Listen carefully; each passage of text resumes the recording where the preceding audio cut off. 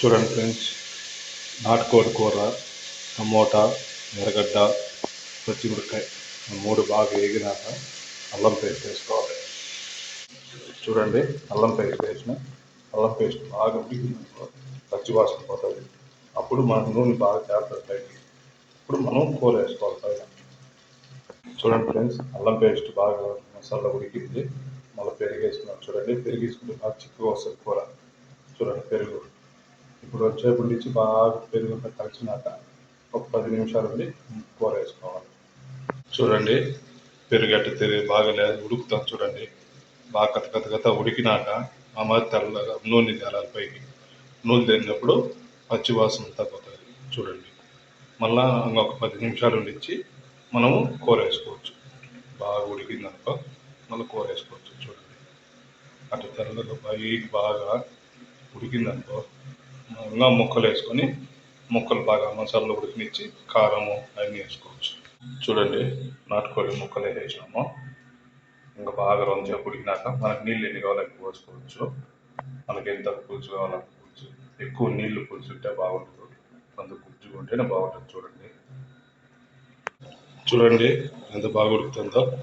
ఇంకా ఉడికింది కదా, ఇంకొక 5 నిమిషాలు ఉండిచ్చేసి మసాలాలు వేసుకున్నాం అనుకో ఇంకా ఒక 10 నిమిషాలు మళ్ళీ ఉడికిందనుకో బాగుంటుంది, టేస్ట్ బాగా వచ్చేస్తుంది.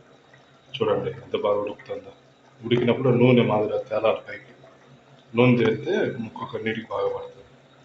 చూడండి, ధనియాల పొడి, గరం మసాలా, చికెన్ మసాలా, ధనియాల పొడి మొత్తం వేసేసాం. చూడండి, మొత్తం వేసేసి 2 నిమిషాలు ఉడిచ్చేసి బాగా మసాలా పెట్టిన ఉడిచ్చేసి దించుకోవాలండి.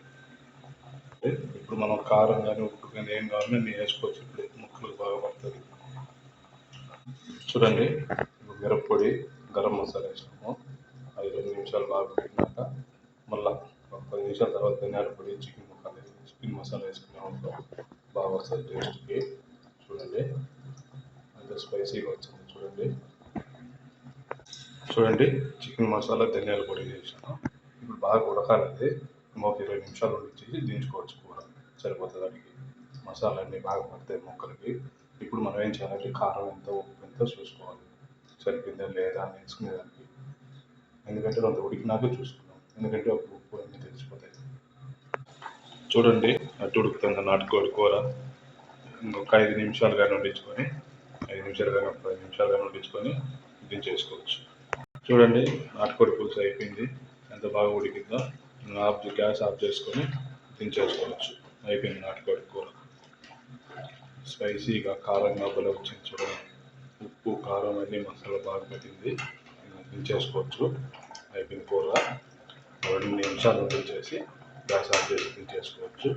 ఒక 10 నిమిషాల తర్వాత అన్నం లేక కానీ కొవ్వూసు లేక కానీ బాగుంటుంది టేస్ట్.